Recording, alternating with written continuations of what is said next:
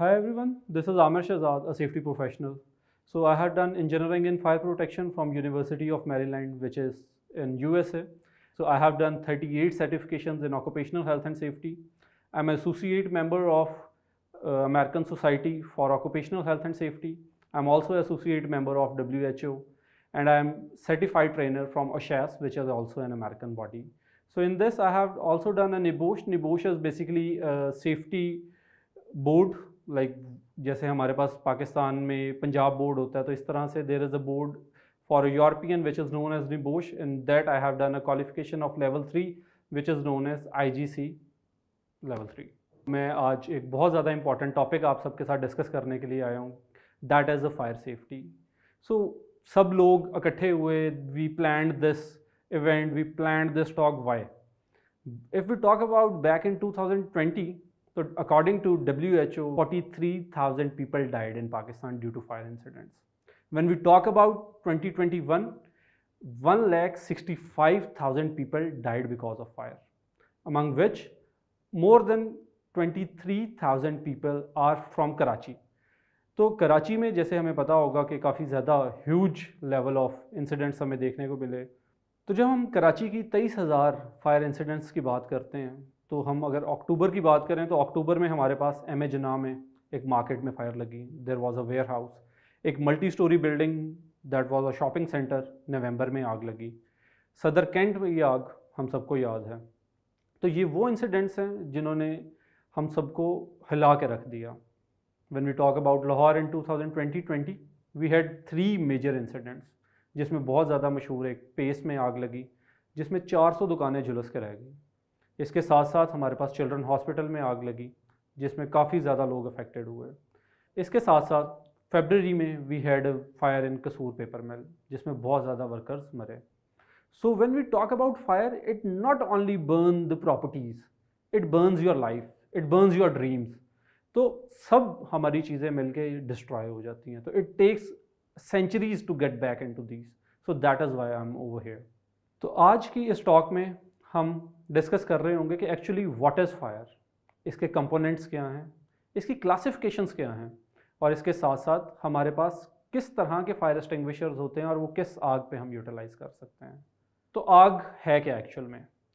आग एक chemical reaction है जो कि मुख्तलिफ चीज़ों के आपस में मिलने से क्रिएट होता है। ये एक्सोथर्मिक रिएक्शन है। एक्सोथर्मिक एक ऐसा रिएक्शन होता है जिसके अंदर से हीट बाहर निकलती है। जब ये हीट निकलती है तो ये चीज़ों को बर्न आउट करती है। Components of fire, components of fire is basically कि जिन चीज़ों से मिल के आग बनती है। तो आग बेसिकली हमारे पास 3 चीज़ों से मिल के बनती है। First is heat, second is fuel, and third is oxygen. अब आप सब सोच रहे होंगे कि यार ये तीनों चीज़ें तो हर टाइम हमारे पास मौजूद होती हैं। जैसे अगर आप यहाँ पे देखें तो आपके घर में पंखा, दीवार, पेपर, टेबल, ये सब फ्यूल के तौर पे यूज़ हो सकता है। Oxygen, yes we are having oxygen in air as well. तो आग क्यों नहीं लग रही? There is source of fire is missing. जैसे हम कहते हैं कि माचिस से आग लग सकती है, फ्लेम, कोई भी चीज़। तो जब ये तीनों चीज़ें आपस में मिलेंगी तो आग लग जाएगी। अब इनको बताने का मकसद क्या है? बिकॉज जब ये तीनों चीज़ों में से एक एलिमेंट भी मिसिंग होगा तो हम उसके साथ फायर को एक्सटिंग्विश कर सकते हैं, जो हम आगे डिस्कस कर रहे होंगे फायर एक्सटिंग्विशिंग के प्रोसेस में। तो इसी के साथ साथ जैसे हर चीज़ की डिफरेंट टाइप्स होती हैं, इसी तरह आग की भी मुख्तलिफ किस्म की इकसाम है। बड़ा सिंपल है, जैसे हम ABCD, E and F। Internationally अगर हम देखें तो 6 टाइप ऑफ फायर है। ABC याद रखने के लिए is like solid, liquid and gas. A stands for solid fire, B is for liquid fire, C is for gas fire, D is like metals, metals जिनको आग लग सकती है जैसे कि मैग्नीशियम है हमारे पास। E is electrical type and F is a kitchen fire. Kitchen fire is basically created because of grease. हम जब कुकिंग करते हैं तो हमारे चूल्हे के इर्द गिर्द ग्रीस इकट्ठी होती जाती है, तो इसके ऊपर जब थोड़ा सा भी कोई फ्लेमेबल मटेरियल आता है तो वो आग पकड़ लेती है।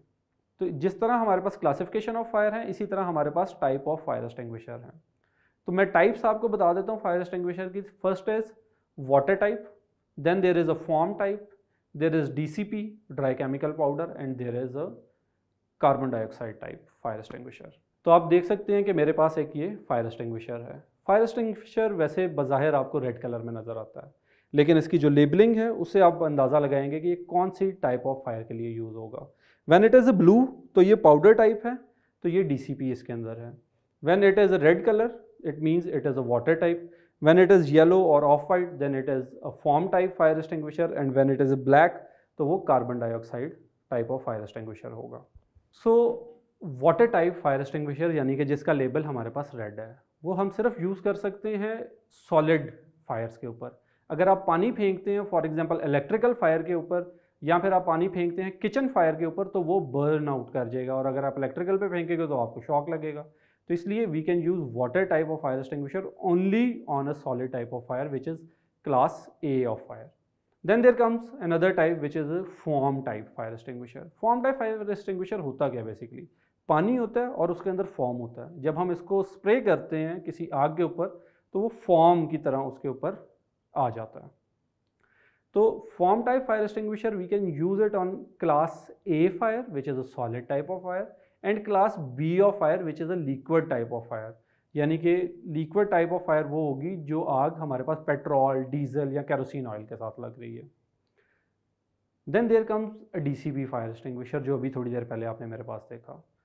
DCP फायर एक्सटिंग्विशर हम ऑल टाइप ऑफ फायर्स पे यूज़ कर सकते हैं except kitchen fire which is F class of fire. Then there comes a CO2 fire extinguisher. CO2 fire extinguisher वो है जिसके अंदर कार्बन डाइऑक्साइड है और ये काफ़ी ज़्यादा ठंडी होती है। इसको हम यूज़ कर सकते हैं अपनी B क्लास ऑफ फायर, यानी कि जैसे लिक्विड फायर्स हैं जो मैंने अभी बताया, और इसके साथ साथ जो इलेक्ट्रिकल फायर्स हैं उनके ऊपर यूज़ कर सकते हैं। तो हम इस चीज़ का खास ख्याल रखें, जब भी हम आग के साथ लड़ रहे हों तो हम सही टाइप ऑफ फायर एक्सटिंग्विशर या सही टाइप ऑफ मटेरियल उस पर यूज़ करें। फॉर एग्जांपल जैसे अक्सर आपको इंसिडेंट्स देखने को मिलते हैं कि किचन में आग लग गई और जो कुक कर रहे थे मोस्टली हमारी ख़वातीन होती हैं उसमें, और वो बर्न आउट होगी। होता क्या है, आग लगी और हमारे पास एक मिथ क्रिएट है कि आग के ऊपर पानी फेंको तो आग बुझ जाएगी।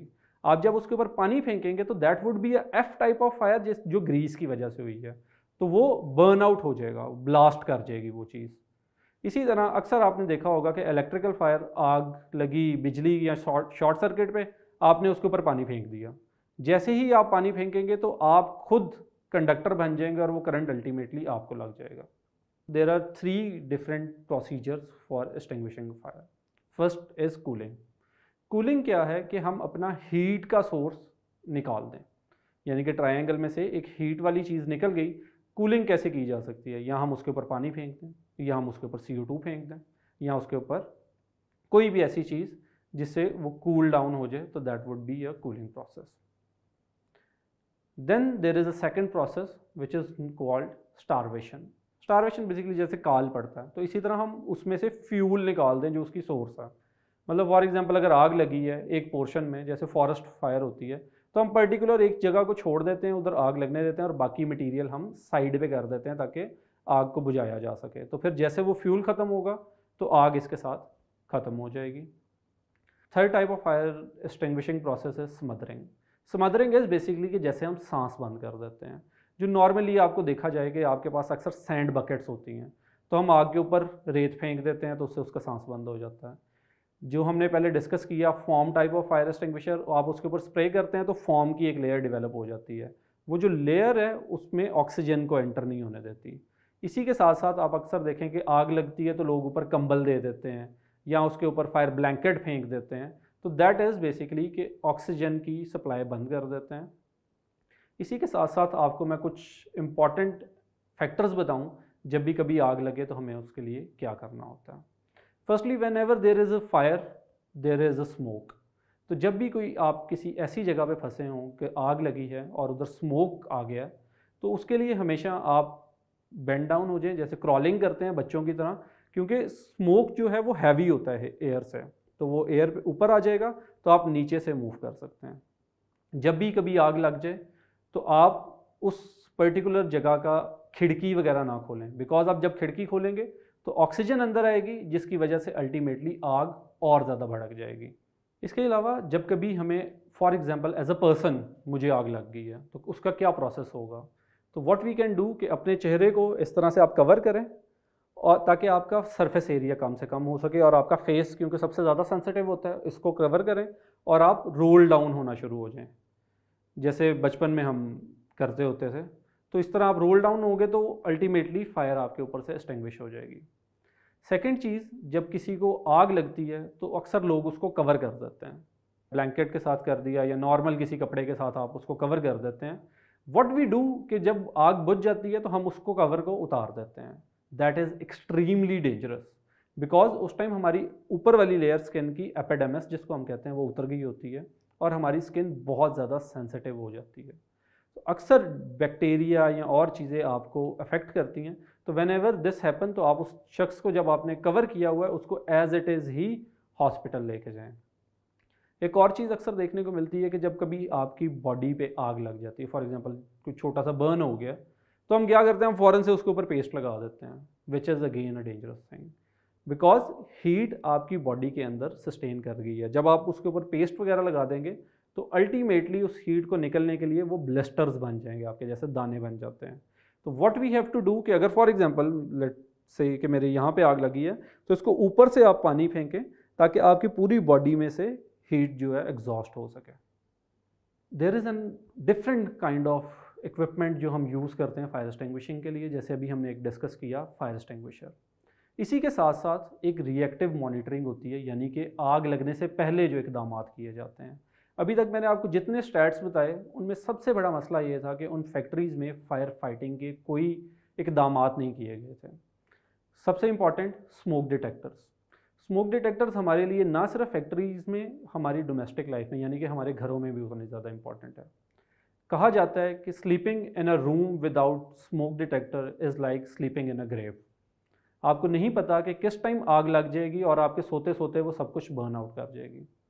सो फॉर देट ये एक बड़ी मिनिमम कॉस्ट होती है। स्मोक डिटेक्टर की 1500 का आ जाता है, फायर एक्सटिंग्विशर 1000-1500 का आ जाता है। तो अगर आप ये 3000 रुपया अपने घर पे एक टाइम पे लगा लेते हैं तो आप बहुत से इंसिडेंट से बचाया जा सकता है अपने आप को।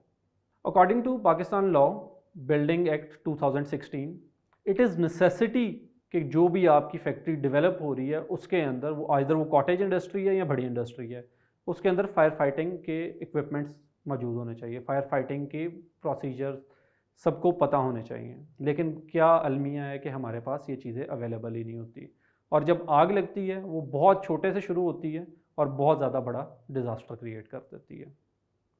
अब मिसिंग क्या होता है कि हमने फैक्ट्रीज़ में कहीं पे भी फायर फाइटिंग के लिए फायर हाइड्रेंट सिस्टम होता है वो नहीं लगाया होता कि इन केस के आग लगेगी तो हम फ़ौरन से उसको फायर हाइड्रेंट से यानी कि पानी उस पर फेंक के बुझा सकते हैं। We wait for fire fighting team जो रेस्क्यू है, पाकिस्तान में हमारे पास 1122 है, and it according to 1122 it takes 7 to 8 minutes to reach your destination. तो 7 से 8 मिनट में जो एक बकेट फायर है वो एक बिल्डिंग फायर डेवलप हो जाती है, जिसकी वजह से बहुत ज़्यादा डिज़ास्टर क्रिएट होता है। इसी के साथ साथ हम फैक्ट्रीज़ में मिस करते हैं जो कि फायर ब्लैंकेट्स हैं, इसी के साथ साथ फायर एक्सटिंग्विशर मिसिंग होते हैं, और ऐसे पेट्रोल पंप्स या घर जहाँ पे फायर एक्सटिंग्विशर पड़े होते हैं लेकिन वो एक्सपायर्ड होते हैं। आग जब लगती है मुसीबत के टाइम हम उनको यूज़ ही नहीं कर पाते। और हम जब कभी देखें कि किसी भी जगह पे जैसे फॉर एग्जांपल पेट्रोल पंप है या आपकी फैक्ट्रीज़ हैं या आपका घर है, वहाँ पे फायर एक्सटिंग्विशर पड़ा है तो उसको हम अपने तौर पे भी चेक कर सकते हैं कि आइदर वो ऑपरेशनल है या नहीं। उसके लिए बड़ा सिंपल है, ये गेज इस पे लगी हुई है और इस गेज में ये ग्रीन कलर का साइन है, तो when ever this needle is on green it means it is operational. Fire extinguisher चलाने का बड़ा आसान तरीका है, इसको हम बड़ा एक सिंपल फार्मूला है that is known as pass, PASS। What is pass? P stands for pull the pin. Fire extinguisher में ये पिन लगी होती है तो we have to pull this pin out. A for aim the fire, ये nozzle के साथ हम फायर की बेस पे एम करते हैं, फायर की यानी कि बिल्कुल नीचे वाली साइड पे। Then there is S for squeeze the handle, ये हैंडल जो है इसको ऊपर से आप प्रेस करेंगे तो इसमें से प्रेशर से जो भी मटेरियल है either it is powder, it is a water और इट इज़ फॉर्म, वो इसमें से निकलेगा। And S stand for sweep it side to side.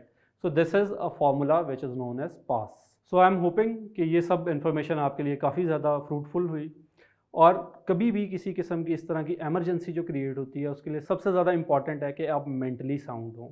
उसके लिए क्या ज़रूरी है कि आप इसके बारे में पढ़ रहे हों, आप इसके बारे में सीख रहे हों। So for this you can visit my YouTube channel that is fire safety by Aamir Shahzad, जिसपे मैं डिफरेंट किस्म की आपको टिप्स दे रहा होता हूँ कि फायर के केस में आपने किस तरह से इसको एक्ट करना होता है। Fire is not just like कि 2 मिनट का सब्जेक्ट है और मैंने फायर एक्सटिंग्विशर चलाना सिखा दिया। It is about practising it again and again, और जब आप इसको प्रैक्टिस करेंगे तो आप उसी तरह से परफेक्ट होंगे और इन केस ऑफ एमरजेंसी आप इसके साथ बेहतर तरीके से डील कर सकेंगे।